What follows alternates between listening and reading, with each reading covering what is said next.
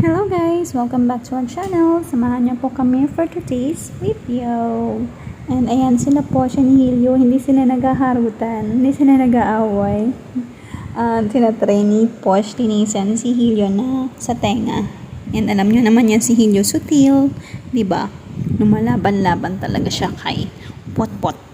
Si Potpot na napaka determinado. Akala niya siguro kay Hilyo baby niya, kaya ganyan sila. 'Di ba?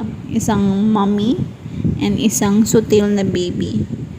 Na medyo nakakatakot nga kasi alanganin yung pwesto ni Potpot. Yung half body niya nakalagay sa legs ko. Nandun siya sa legs ko. Tapos tumutungtong siya dun sa chair ni Hilyo. Kaya hinahawakan ko si Posh. And si Hilyo naman, stable naman yung kanyang kinalalagyan. Medyo sutilan talaga. Nangaaway siya ng kanyang ate Posh. And yan, dalawang yan, hindi meron silang pinapakiramdaman sa labas. Pero hindi naman nila inaway kung ano man yun. Feeling ko mga ibon lang. Ganun sila, magaling ang pandinig at ilong ng dalawang yan. Kahit na maliit na insekto na nakakapasok dito, alam na alam nila yan.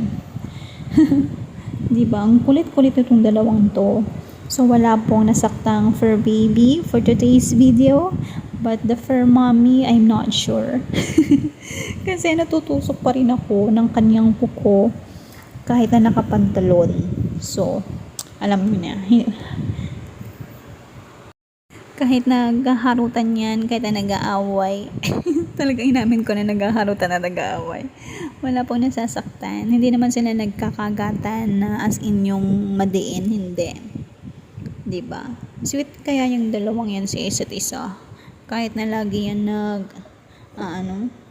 nag-aaway, hindi sila nagkakasakitan. Nagtatalo sila, oo, ng mga like ng ganyan. Tinan mo, si Hilyo, kinakamot-kamot niya si Potpot. Ganun lang talaga sila, pero hindi sila nagsasakitan. Nakatingin si Hilyo sa camera. Sabi siguro ni Hilyo, ito na naman itong babaeng to, video na naman. Ganun din si Potpot. Ay nako, mag-bake na nga lang tayo ng pizza for lunch kasi medyo nagugutom na ako. Ayan, pinagsama-sama ko lang ang mga ingredients. Flour, 3 cups of flour, and 1/4 teaspoon lang ang ginamit ko. Actually, dapat 1 teaspoon ng yeast, pero 1/4 lang inilagay ko. And 1.5 cup of lukewarm, not water. Then, asin, 1 tablespoon na salt, and 1 tablespoon lang na sugar. 1 tablespoon ng sugar and 1 teaspoon of salt. Yun lang yung nilagay ko dyan. Pinaghalo-halo ko na kaya hindi nyo kita. Excuse me, nahikab pa ako. I'm so sorry. So, ayan, imimix-mix mo lang. Madali lang naman gumawa ng pizza, guys. And nga pala, naupusan ako ng olive oil, kaya tinaktak ko na lang. Kung ano na lang yung meron, yun na lang. Pero, you can use any other type of oil naman. Mamaya maglalagay ako siguro. Pero, this time okay na siguro yan. Hindi naman masyadong mahigpit sa oil ang pizza. So, hinayaan ko na kung ano yung meron. Medyo sticky yung dough natin. Pero, trust the process lang. Huwag na kayong mag-add ng flour. Hayaan nyo na lang. So, inubos ko na yung 1.5 cups of water. Huwag nga pala guys, malamig na tubig kasi hindi mo bubuhay ang ating yeast. So, dapat lukewarm, hindi rin sobrang init. Yung lang, tama lang. Kasi kapag sobrang init, mamamatay naman yung yeast. So, ayan, mix-mix mo lang hanggang sa pwede mo na siyang knead yung dough. Oops, nalaglag ang ating camera. Ipakita na lang natin yung video na nag-knead na ako ng dough. Wait lang. Ayan, akala nyo lang siguro medyo dry pa yung ating dough mixture or mixture natin. Pero magiging sobrang lagkit yan. hayaan nyo lang siya, init nyo lang siya until maging smooth yung dough natin. Actually, mga 10 minutes siguro yung nilaan ko dyan para maging smooth. Continue lang natin ang pagninid. Ipapakita ko rin sa inyo yung sinasabi ko na magiging super sticky siya. Pero continuous nyo pa rin. Yung part na yan, ayan, makikita nyo medyo sticky na siya, diba? Didikit-dikit na siya sa kamay ko. Actually, mahirap siya. Pero okay lang yan. You can put oil sa kamay nyo if you want para medyo maano nyo yung ma-manage nyo yung ating dough. Pero sa akin, hinayaan ko na lang siya na ganyan-ganyan.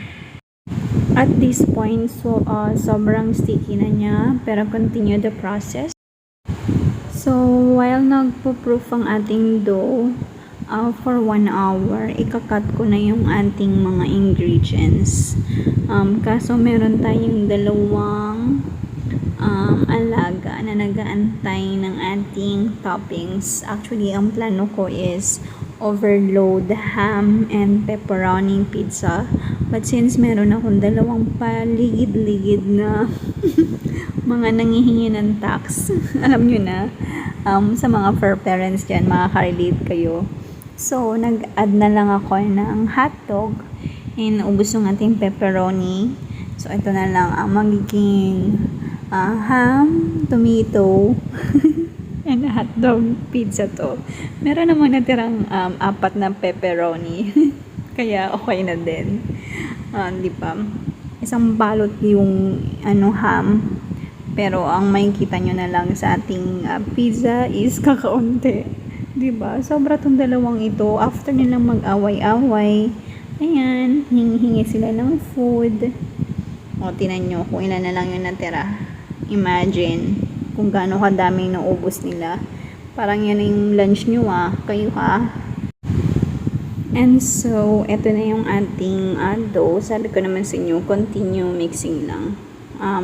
Plano ko sana gumawa ng dalawang pizza, pero dahil since konti na lang ang ating ingredients, why not gawin na lang nating family size na pizza, diba?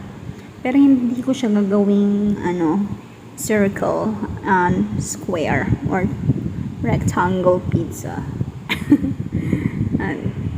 Itong pinakamadaling shape ng pizza, rectangle. Diba, i-stretch mo lang. Yan, okay ka na. Goods ka na dun. And for the toppings, madali lang naman yan, guys. Lalagyan nyo lang naman yan ng tomato sauce. Ang actually ginamit ko lang dyan is spaghetti sauce na Arla yata yung brand. Ay, hindi, not Arla. Clara Olay ba yun? I forgot. Pero yan, kahit naman pwede nyong ilagay. Pwede kayong bumili ng pizza sauce sa supermarket or spaghetti sauce or tomato sauce, kahit anong gusto nyo. Pwede. Nasa inyo naman yan, guys. Pero kasi ako, ito yung available. So, ayan na lang yung ilalagay ko. Ang ginamit ko is half nung package na yan. So, kung 250 grams, 125 grams yung ginamit ko. Parang nakulangan pa nga yata ako. Pero, okay na din. Anuhan nyo na lang ng tawag dun? Hot sauce. Madali lang yan, i-spread nyo lang. Gawa naman ng pizza is hindi complicated. So, kahit kayo na hindi kayo marunong gumawa, pwede nyo rin siyang gawin. Or kung wala kayong oven, pwede nyo gamitin yung mga pan nyo. Tapos, lagyan nyo lang siya ng, tawag dyan, baking paper sa ilalim ng pan. Tapos, saka nyo ilalagay yung dough or your pizza dough. Tapos, nyo lang siya, tatakpan nyo. Tapos, medium fire lang. Tapos, tingnan nyo na lang. Normally, 15 minutes. Pero, since apoy, siguro mga 10 minutes lang. Luto na yan. Okay na yan. Goods na yan. So, ayan, isalansan nyo lang ating mga toppings. Diba? At least may mga natira pa. Plano ko kasi overload pizza na ham and pepperoni. But since meron nga tayong alaga dito na napakababait, ayan, nagsawa na sila. Siguro busog na, kaya tinigilan na nila. Yung cheese nga, hindi na ako naggayat-gayat, nag-chop-chop kasi malamang mauubos din yun. Is kalahati na nga lang yung natitira. Actually, gagawa kami ng spaghetti or kung ano man na merong cheese. Nauubos nila yung ingredients. Lagi walang cheese. Ganun talaga. Kapag hindi mo naman sila bigyan, magagalit sila, kakahol-kahol. Kaya, alam nyo na, dapat talaga magta-tax kayo. Magbibigay tayo ng tax, even sa government. Kahit sa fur babies, mayroong din tax. So, ayan. Actually, masarap ang tomatoes sa pizza. Gustong-gusto ko yun. Hindi na ako naglagay ng onion. Kasi feeling ko ang dami ng laman. Kaya okay na din yan. Ibibake nyo lang siya sa 200 Celsius for 15 minutes. Tapos yun na, ready to eat na yan. Diba parang ang sarap-sarap ng ating pizza? Yan, antay na lang tayo.